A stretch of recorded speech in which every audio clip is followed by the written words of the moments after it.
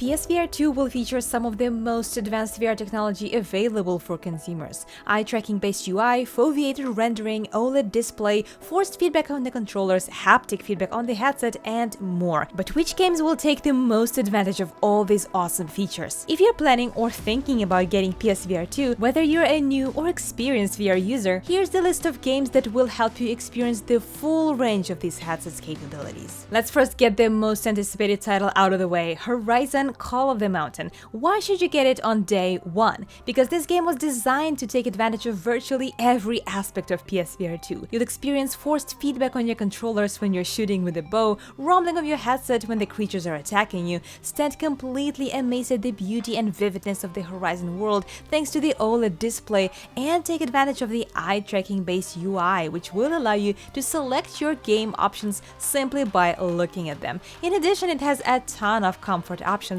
if you feel like you need to build your VR legs, like some physical movement-based motion system where you swing your arms in order to move forward. I wouldn't say that this game is for beginners though. It can get pretty intense. And if this is going to be your very first VR experience, then maybe you can start with something more relaxing. For example, TENTACULAR is a very cute little game, but it's not as simple as it looks. You will be in this little town helping its folks to do different tasks. There will be a lot of freedom in this game, and you can even throw the citizens around and interact with nearly all the objects with your hands, I mean with your tentacles. I titled it a must-have game on PSVR2 because it's one of few games that uses eye tracking, not just to select the game menus, but to interact with the in-game characters, something I have never seen before. For example, to get attention of the citizens, all you need to do is look at them, and they will notice your gaze and start talking to you or give you tasks. And then you can select whether or not you want to accept this task by selecting yes or no in the menu, again by just your gaze. Even if it doesn't look like the most dynamic and visually remarkable game, especially compared to Horizon, it's a great way for you to get started and try some features that you have never experienced in any other VR headset. But if you prefer multiplayer rather than solitary experiences, then After the Fall is for you. It's one of my favorite multiplayer first-person shooter games in VR that will get a serious makeover on PSVR2. This new version of the game will take advantage of the Sense controllers most. You'll be able to feel every slide you rack and every magazine you release through your entire hands via haptic feedback on the controllers. In addition, each gun will mimic its real-life counterpart in trigger pull weight with the help of the dynamic use of adaptive triggers. You will also feel the vibrations of your environment as the smashers storm towards you and the hits of Snowbreed as they attack you through the headset feedback. Also, the good news is that the PSVR2 version of the game will support crossplay, and you'll be able to play with your friends if they play it on Quest or PC VR. If you still would like to take advantage of the multiplayer but are not a big fan of horror games or dynamic shooters, then Adimo is for you. Adimo is a VR tabletop simulator that can be played with up to 4 people in total. What I absolutely love about this game is that you can use physical gestures to move the characters on the board. It's a turn-based roleplay board game simulator, and its turn-based nature ensures that you have enough time to think about your next move and also interact with your friends and have fun. You play in a static environment, which makes it a perfect game for VR beginners, and the crossplay is even supported with a flat screen edition of this game available on Steam. Physical gestures are also used extensively to move yourself around the board, like put your hands together or apart to zoom in and out, similar to how you navigate your phone screen to zoom in and out of pictures. I expect there to be a lot more haptic feedback from these physical gestures-based movements on the PSVR2 version.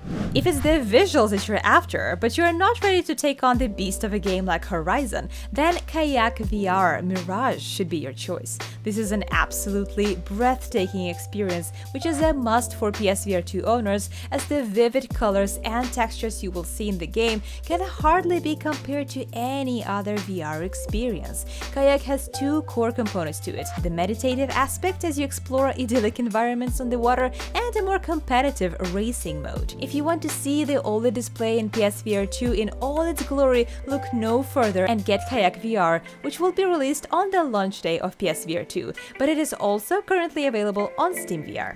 But maybe you're into a bit more dynamic action, then Pistol Whip should be your choice. It's a unique physical action rhythm game. Pistol Whip has been around for quite some time on Steam and Quest platforms, but this enhanced PSVR2 version will introduce more more depth and dimension to the game by taking advantage of the headset's feedback and the controller feedback, finger touch detection, and of course, much improved loading speed. Every weapon will have its own type of feedback for firing and reloading, plus adaptive triggers will add a unique flavor by providing different levels of resistance when the clip is empty or full. Pretty cool, huh? You'll also be able to enjoy the built-in 3D audio.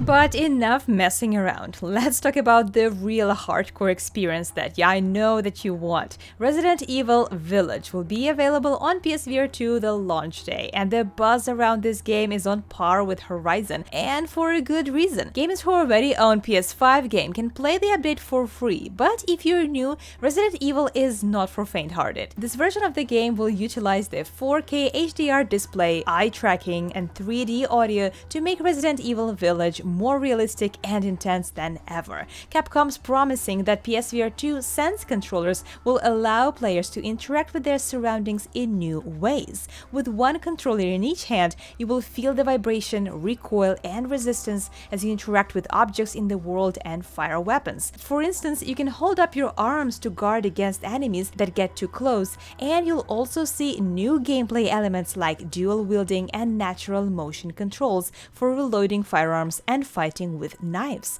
This is going to be very intense, but if you're a horror game fan, you cannot skip this game on PSVR2. Finally, the title I am personally most excited about after Horizon is No Man's Sky. It's getting a PSVR2 makeover, and while Halo Games is yet to go into specifics about what the update will bring, No Man's Sky is a phenomenal game which allows you to explore the vast procedurally generated universe, and it's one of the most visually stunning video games out there. After seeing all the incredible colors of Horizon, I cannot wait to put that OLED display to work while playing No Man's Sky. Even though there is not much known about this update, I recommend this game as a must-have because I have played it on PlayStation and on PlayStation VR1, and I always recommend this game to anyone who's interested in a humongous open world and space adventures. And I have no doubt that the PSVR2 game adaptation will make your jaw drop. And Cities VR is yet another game that's a lot more chill than No Man's Sky, but still challenging enough to make you spend hours building your city and helping it grow. The coolest thing about the PSVR2 update will be the new mode allowing you to both view your city from a bird's eye view and also zoom down to the street view where you can watch your busy city come alive. This change of scale and perspective is a great example of how VR can immerse you in a game and can make you feel like a part of this world, and when it's also the world that you yourself have created, you're going to feel an incredible sense of connection to this game, and it will enhance your sense of presence in VR. Really looking forward to this title on PSVR2. An honorable mention goes to Gran Turismo that was just announced at CES as another game getting a free PSVR2 update for existing game owners. Isn't it awesome? I think we desperately need a high-quality VR racing game, and Gran Turismo 7 on PSVR2 must be it. But be mindful that this game is probably going to be too fast-paced and dynamic for VR beginners. I don't know exactly how they will approach comfort in this game to make it beginner-friendly, and that's why for now I cannot recommend it as a must-have title simply because I haven't tried it yet, but it's definitely one to keep your eyes on. And of course, I cannot skip Beat Saber, which was also announced at CES. It's hard to imagine VR without Beat Saber, even though I don't think the PSVR2 update of this game will be revolutionary compared to its Quest and PSVR versions, but I'm sure that the haptic feedback on PSVR2 will be amazing. And who knows, maybe they are hiding something incredible to be revealed on the launch date. Sony still has around 30 VR games up their sleeve to announce before the release date, and I will be receiving my PSVR2 as I've already pre-ordered it, so a lot more content is coming soon. If you're still not sure if PSVR2 is too expensive or not, please watch this video, and don't forget to check out my full review and first impressions from trying PSVR2 and Horizon Call of the Mountain at CES. Remember to subscribe to Disco VR and give this video a like if you enjoyed it. Thanks for watching and happy gaming!